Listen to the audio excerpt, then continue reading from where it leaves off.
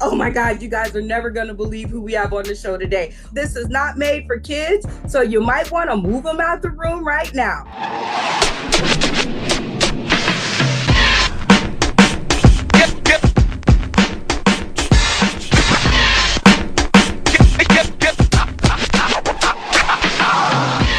Now, are you guys ready for our opening act? I know I am. Coming to the stage is a friend of mine. I saw him one time in comedy. And yes, people, this is a live show. I saw him one time and he was super duper funny. That would be Seth, Easyliving Smith. Seth, what's up with you? You live? You fell asleep? Is this nigga sleep on the mic? Uh-oh, I guess he can't do the opening act. That's the first time that's ever happened. All right. You ready to take it? Opening act? I'm hanging out at home yesterday and I get a weird call, right? And what do you do when you get a weird call? You hang up, right? You ignore it. You send it to voicemail, what have you, right? So not me. I pick them up. So I'm having fun with this telemarketer, but I got to get into character. You know what I'm saying? So I hit talk and he says, "Hey, Bruce, what's going on?" And I'm like, "Bruce, my name is Albert, just for the record, y'all." Yeah. So I'm like, "Bruce," I say, "Nothing much. What's going on with you?" And he's like, "So I just got the email from the company and yeah, it's $5,000 short. It was supposed to be 15 and now it's 10. Care to explain this?" And I'm like, "Oh man, hold up. Wait a minute. I got to stay in character." So I'm like, "Yeah, man, I'm on the road right now. I haven't seen the email, but can you call me back later?" And he's like, "No, it was supposed to be 15 and now it's 10. Does Larry know about this?" And I'm like, damn, he giving Bruce some attitude. So I'm like, all right, stay in character. So I'm like, "Look, man, I sent it over to Larry. He said it was fine, but I knew my ass was on the line. So I sent it over to Jennifer. She looked it over, said it was fine. I sent it out." And he says, well, now it's 10. And I'm like, oh, damn, what am I going to do? So I say, "Look, call Larry, figure it out with him and hit me back because I'm on the road and I haven't seen the email yet." So he says, all right. A couple of hours pass by. I'm freaking out. I call my friends, tell them what happened. It's all good. Then I forget about it. The next day he calls me back and he's like, "Hey, Larry." And I'm like, "Larry? Oh shit, he knows what's going on, y'all. He knows what's going on, but I'm not going to back down because that's not the kind of guy I am." So I'm like, "Hey, what's up? What's going on with you?" And he's like, "Yeah, I'm on a conference call with Tina and Maria and we want to get some things straight." Now, I'm not backing down from Tina and Maria. Damn them. So I'm like, all right, what's up, ladies? Welcome to the call. You know what I mean? As to say, how long are you going to make me lie? Because I'm going to see this thing through to the end.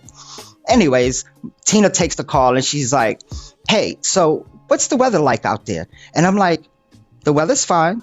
And then she goes, "What time is it?" And I'm like, 3:00. And she says, "This doesn't sound like Larry." And then the guy who called before, he chimes in the back and he goes, "Sounds like Bruce, sounds like Bruce." Like he's going to crack the whole case open. You know what I mean? So then I tell the ladies, I'm like, "Look, I'm not Bruce. I'm not Larry." And she's looking at all confused and she's on the phone and she's like, "Who are you?" And I'm like, "I'm just a guy who was sitting at home with nothing better to do than to mess with you guys." And Tina didn't like that too much. She didn't like that at all. She got pissed. She was like, she started yelling at me. She was like, "Oh, we're a small business." And I'm like, "Yeah, I know." And she's like, "What, do you think this is a joke?" And I'm like, "Yeah, maybe a little bit." And she's like, "Let me ask you something." And I go, "No, wait, let me ask you something." And she's like, "What?" And I'm like, "How we doing on that budget?" Albee, you cannot do that to people. How many times I tell you, you can't do that to people. And thank you for pitching in a pitch. My heavy hitters, y'all. And with that being said, we gonna move on with the rest of the show. Now we got our cast together. You can see Albee and other funny comedians like him. We're gonna go through the spotlight, where we highlight different comedy shows and open mics and platforms for our heroes in comedy. Shane is going to be in Las Vegas, December 2nd through the 8th at the LA Comedy Club inside the Stratosphere Casino. And he has a free guest list. So inbox me if you're in Vegas and you want to go to that show. Next up, we have, this is a LB stage ran by Stephen McKinley. I think I got that right. He is a big person here in Vegas with the comedy.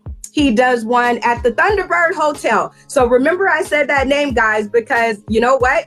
We might be doing the show there too one day. Next up, California Stage, stand-up comedy at the Improv. You guys can inbox me for more info on that. Like I said, we make sure that we hit every stage from coast to coast because our comedians are coast to coast. So this is a little game we call Try It or Trash It. You are going to look at the picture and you're going to decide whether you would try that dish. Oh my goodness, this is exactly the way I need to start my moment, baby. With this spaghetti and meatball donut. This is like I can tell you right now, that's going to taste like a Popeye's chicken sandwich. I can see the pickles and spreading the Cajun sauce on there right now. Oh my goodness, I'm about to nut. I'm about to nut right here. Oh my goodness, this I'm taking that as a definite. I cannot. Yeah, that is. Yeah, as a matter of fact, that's my bite mark left in the donut. That's my bite mark right there. You can call forensics, and they will definitely let you know. Yep, that's BiggWeezy's jaw bite right there, ladies and gentlemen. That belongs to BiggWeezy. Thank you for this morning. My day is made. My day is made. Nah, I ain't never trying no spaghetti and meatballs. No, first of all, ain't no meatballs in there, which means that Italians didn't make it. I don't see any chunks of ground beef, and it ain't red enough like we put 2 cans of sauce in it, so I know black people didn't make it. So what I'm really seeing is I'm seeing canned Chef Boyardee fashioned in the form of a donut. And all I gotta say is, white people, y'all evil. BiggWeezy Brown, name something that gets on your nerves in comedy. People that insult our customers, comics that insult our customers, normally the new ones because they don't know any better. But what happens when you're working in a non-comedic venue, especially if it's a bar or a restaurant, those patrons are there because of the restaurant. And if you insult them, you're really messing with the customers of ours because they're not going to come back and see me if someone else is insulting them someplace else. And they're also going to complain to the manager of the restaurant. And Bobby said this earlier, then you end up losing your venue. I had that happen to me. I had a sweet deal working. One of the comics went off on one table and I lost the gig. And the gig was bringing me $2,500 a month. So what happens is that comedians that don't understand in a non-comedic venue, we have a responsibility to not insult the audience. And the professionalism is what we've all been really talking about today. That is the main theme of what's been coming out. It's the professionalism. You have to be a professional. That's what we do. All right. Some people use it as a hobby. They're not sure what they want to do comedy. They're on the fence. They're dabbling with it. There's nothing wrong with that. But don't fuck with my part of the business. Right? I feel you. Absolutely. That's why I have to pick and choose the stages I work on. I have to do that because it's true. The thing about working, every mic is good mic. Every mic is a good mic. That is true. But sometimes I can't work a mic if I'm working with 5 or 6 under 5-year comics who I have to train before I even get on the stage to make sure they don't fuck up my future. Okay? Fuck up our future. Wait. Right. It happens.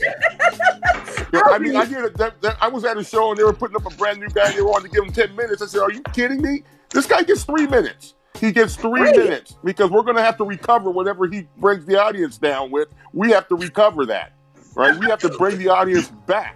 So why would we give this guy 10 minutes to bring the audience down, and then the guy that comes up after him has to work hard to get him back? No, 3 minutes. Put him up first, get him out. Weezy, I've been that guy. I've been that guy who had to recover the stage and bring the audience back. Yeah. Because I did a show right here in New York. In Brooklyn, at the Lindenwood Lounge. Shout out to Ray Dijon. He blessed me with some time over there. And this guy, he was up there for 1.5 minutes. Now, granted, people who don't do this don't realize how long 3 minutes actually is. It's a long time when they don't realize that, right? So this guy got up there 1.5 minutes in, he starts overthinking. And I could see his heart pumping through his fucking chest and going up into his neck, okay? So I'm like, yo, put me in. I'm like the small guy on the baseball team. Yo, coach, put me in, coach. Put me in, coach. Right. Dude, so I went up there and, of course, just like JR said in the past, you got to talk about him. We can't just overlook what you just did. So, yeah, I did about 40 seconds of him, and then I brought the crowd back, and it ended as a good set. But, yeah, man, if you don't know what you're doing, like I said, start small. My first show was in a Chinese restaurant locally, right here in Brooklyn. Like, I always go to the local spots. Yes. My first 2 years, 3 years, dude, I was doing shows for chicken wings and house-made iced tea. You feel me? That's what it was. But, as you grow, you feel me? And for those comics out there who are struggling and trying to get that bag, trying to get that paper, as they say, take your time, because the rise to the top is always going to look better than looking down from the top of the mountain. You know what I'm saying? I still do open mic. Look at that. Open mic. I do open mic. Y'all hear that, people? I do. Sometimes I show up and they say, "You do an open mic?" Hell yeah, I'm doing open mic. Hell yeah. Right? Hell yeah. Because I have an opportunity to let the new comedians know what open mic is. It's practice. Yeah, when you first start, you're trying to get a set down. I'm not going to open mic to be funny. I'm going to open mic to work on something practice I can be funny with. I want to lay it down on audio tape, listen to it, punch it up, get my callbacks right. If I'm going to do an impression, if I'm going to do an act out, whatever it is, I want to hear it first and work on it, so that when the game time comes, I can work my... So I tell people, if you come to open mic to see me be funny, you made a mistake. It ain't going to happen. Yeah, I hear you. And that's what this is, guys. This is an open mic between a bunch of comedians. You know what I'm saying? We talk shit and we do it up. This is what I use the platform for. You know what I mean? I tell my little jokes here and there, and we have a lot of fun. Drop a sex tip, bad advice only. 60 seconds. First thing, bad advice only. Well, I always say bad advice is advice. So here we go. I believe that as a man, you should not have any foreplay whatsoever. You just go right in on it. Don't worry about whether or not she has a good time. It's all about you. Why? Because you've been chasing that Panani for a long time. She's been making you buy dinner. She's been making you drive her around. You probably had to put something down on her phone bill. So what you got to do is you just got to jump in on it. As a matter of fact, don't even take your clothes off. Just take your zipper down. That's what you do. All right. Now, what's going to happen is when you become famous in a few years, she's going to come back and talk about, oh, this was sexual assault. And then you got the reminder, I put something on your phone bill, I took you out to dinner, and I let your kids call me daddy at the same time. That's what you got to do. And then you just pay her off because you're making millions of dollars. Don't do that Antonio Brown crap. So remember, just to summarize, no foreplay for the woman. That's my advice on sex. Okay, that is your bad advice on sex. All right, Junior, 60 seconds and go. Oh man, look, fellas. As a married man, I'm gonna tell y'all what to do. First of all, you want to watch porn for all the tips because they always right. So when you with your lady, make sure you put your face in her vagina and do that because they love it. It's amazing. Also, bro, squirt isn't pee. Have at it. What else we're gonna do? Sex advice as far as that. Besides those two, because I'm telling you those are the truth. Another thing I'm gonna tell you fellas is go ahead and eat something spicy. It's an aphrodisiac, and then go down on her. She'll surprise you with a reaction. You ain't even gonna know what to do with it, bro. I'm telling you. Eat some jalapenos. Put your tongue in a booty hole. And speaking in the name of unsanitary actions, because that seems to be the fashion of these guys now, I'm gonna tell you, don't even wear a condom. In fact, don't pull out, shoot her whole club up, bro. You got one life to live. Have 12 kids. Amen. Bobby, 60 seconds sit. Drop a sex tip, bad advice only. Don't shoot up the club. I'm ordering my jalapenos right now. Yeah, I need 3 pounds of jalapeno peppers, please. Just get 2 ghost peppers, sir. Use 2 ghost peppers and make it lip balm. Get you a spaghetti and maple donut. Get a spaghetti and maple donut and put it on her belly button. That's it. And remember, pee is not squirting. Pee is not squirting. Squirting is not pee, so you can dunk your donut. Spaghetti laced meatball donut on her belly button juice. I'm trying that shit. I'm trying that shit tonight, Bobby. Make sure you bring rubber gloves. Don't bring rubbers. Bring rubber gloves. If you use rubber gloves, you can clean up the mess, and your hands won't get dirty, and it can still be finger licking good. I just learned freaky's not freaky till Bobby shows up. I guess not. Jason Oxford, 60 seconds. Spit. So so I heard that Donald Trump and R. Kelly have a Kama Sutra book that they brought out. You should definitely buy that. Also, if you are online dating, find like the ugliest, hairiest girl. Same thing with bars. Find the ugliest, hairiest girl. Buy her drinks to the point where she's almost near throwing up, but not quite throwing up, and then bring her back to your house. And make sure that you have some pop rocks when you go down on her, and make sure you can get the pop rocks deep up in there. So that it fizzles, it's popping. Y'all never heard of the pop rocks?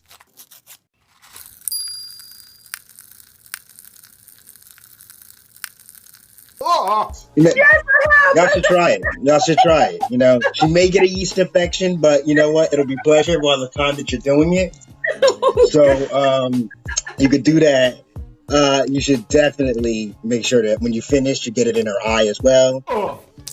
Because they usually love that. And their hair, especially black women. Black women love when you can see it in their hair. So you should definitely do that. Okay, Albee, 60 seconds. Spit. Drop some bad advice. Well, I'll pick up where he left off. Speaking of black women, make sure you grab that hair. Make sure you pull it hard, all right, when you're hitting it from the back. You know what I'm saying? That's the best advice I can start out with. Secondly, if you haven't had a threesome, ask your wife for a threesome. And if she says no, do it anyway. Just, get you a shorty, wait for her in the bed, and but make sure you have some mace, okay? So if she gets pissed off, just mace her ass at the door. She'll think somebody was robbing the house. She'll never know it was you. So ask for threesomes. Bang, bang. He said shoot up the whole club. I couldn't believe that. Now, that was a good one. Man, no condoms. Do it, man. Do it. Have all the kids you want. You know what? Just don't have sex. Yeah, don't have sex. Don't ever have sex. Some of y'all need to stop procreating anyway, because I done seen some half-retarded motherfuckers walking down the block, and I be wondering, who hit that? Like, who gave you a baby? Like, Jesus. But keep doing it, y'all. Keep doing it. And that's my 60 seconds, Brenda. I can't even. All right, so next part of the show is the comedy Cypher. I'm in. Go. Okay, you in? So comedy Cypher is going to be between Junior and Weezy. Caption this photo. And I'm going to give you a little time to look at the photo and get it together. All right, this is a learning lesson to you guys out here. This is when you let your child's mother give birth while she still has gonorrhea. Don't do that to your child. Weezy. This is an example of when a relationship between a young man and a cougar goes bad, and she comes out with a man baby, and of course she smokes cigarettes, so the baby comes out smoking cigarettes, and that's oh, and her hair game ain't on point, so the baby got her hair game too. So niggas, make sure you wear a condom before you go down with a woman that's a cougar. That's crazy. That's crazy. This is crazy. The worst part is this baby looked just like his mama. Somebody definitely hit it from the back. They was just like, man, fuck it. She got a fat ass club. I'm gonna shoot the club up. This is right. This is a type of child that can still go to the club with his mama because he looks old enough to get in without ID. That's what this is all about. He's like, this is my mama. No, this is my date. This is my date. Junior. This baby came out freaking the black and mild. Like, he already had that shit on his thumb. Like, how you doing? Weezy. This baby looking at me like, nigga, did you just eat my cheeseburger? Did you just eat my cheeseburger? And then now he's smoking my cigar. That's what that looks like. Now he's smoking That's what that looks like, Junior. And that baby look like he want my cigar. I think yours got tobacco in it. I don't know about it. That baby looks black as hell. Man, that baby look like he smoked at least 3 blunts a day in the womb. I blame the mother. It's always the mother's fault. BiggWeezy. The only thing I can say about this baby is thank God he's not my baby. He ain't got enough weight on him to be my baby. But I ain't gonna lie though, the nigga got my hair. He has He got your hair. He's got my hair. I'm 60 years old. Ain't no gray in my hair. I don't even color it yet. He's got that. As a matter of fact, I'm just going to take her. That's my baby. That is my baby. Last one, Junior. I'm glad that he's a man like that. Because I'm gonna be honest with you, if my son brought that baby home, I'd be like, you gotta deny him. You can't fuck up the family tree like this. We got good beard hair. That baby ain't gonna have it. Trust me. They got the shit up top though. Fuck that baby. I'm still jealous of anybody with hair. That's it. Last one. That's the kind. See, the great thing about a baby that looks like that is you don't have to pay child support for him because he's already old enough to work. All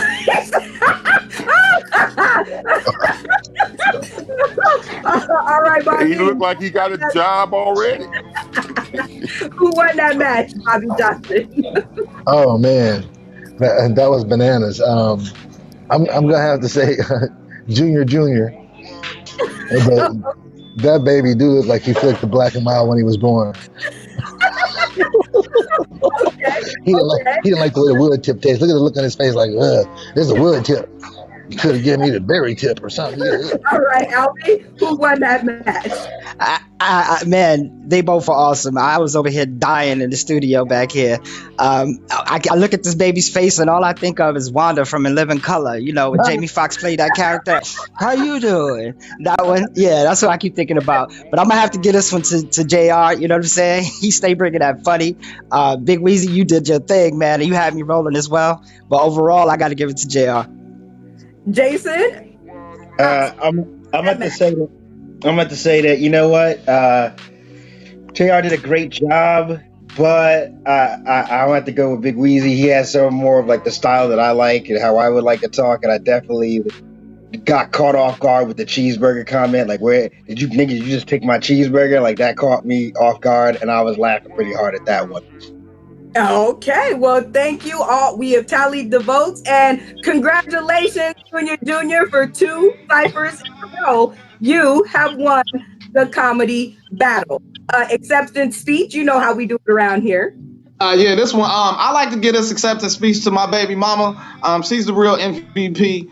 She didn't get too mad when I had to pull my son out of school last week at 1:00. I had a drug test I didn't prepare for. Also, shout out to my son because he's getting a little bit older. These kids getting smart. And this time he had questions. He said, Dad, why I need to pee in these bottles? And, I had to lie to him. So I told him that we had a science project. And it's due before 5. So shout out to my baby mama for not getting too angry.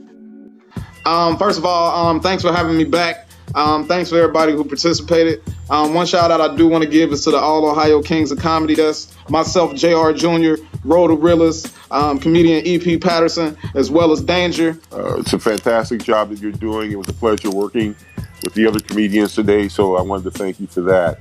I want to give big props to my comedy partners, D-Bev and Mr. Sherwin R. Ray. We have a tour that we put together. It's called the Openers Tour, and we'll be at the Comedy Palace a week from today at in San Diego doing our thing. Tickets are $20. To the 6 people that are watching, make sure you get on a plane, fly your ass down there and come see the show. It's going to be popping as fuck. And shout out to my boss. Shout out to all y'all. Seth, Easyliving, you disappeared on me, but I'm sure we live right around the corner from each other, so I'll just catch up to Seth. So shout out to all you guys from today. I appreciate talking with you, sharing information with you. People that are supporting 2 Joke Minimum, we're coming up on our full year next month. I want to give a shout out to all the venues that gave us the opportunity to come out and put on shows and give comics an opportunity to have a voice. I love innovation. I love different ways to make people laugh, bring us together as comedians, bring people, the audience, an opportunity to see people that they normally don't see, gives us a chance to give some name recognition. You're doing a fantastic job. I thank you for the opportunity and the platform. Have you ever seen anything like it on Facebook or anywhere? Actually, to my knowledge, this is the first actual one. You did it first. What we do here is we bring comics, comedians from all over the United States to one podcast. We tell jokes, we have some fun, we give out advice, and we kick back. You know what I'm saying?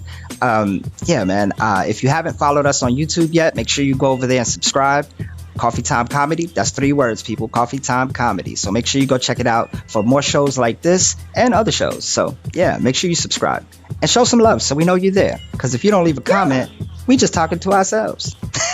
Ooh, but speaking of comments, because I want to shout out, and that's why I brought you to the screen before I did it, Too Funny, which was our headlining act, and they got some very, very cool comments over there on YouTube. So shout out to those two funny gentlemen. And we hope and pray that they'll come back and visit us, because we are all about local comedy. And with that being said, everybody, we have come to the end of another Sauce in the City comedy kickback, the very first virtual reality comedy club. I hope you guys enjoyed it. I love this time of the week. And with that, please meet us back here next Friday, 10 a.m. Pacific Standard Time. Until then, people, love you. Have a good weekend.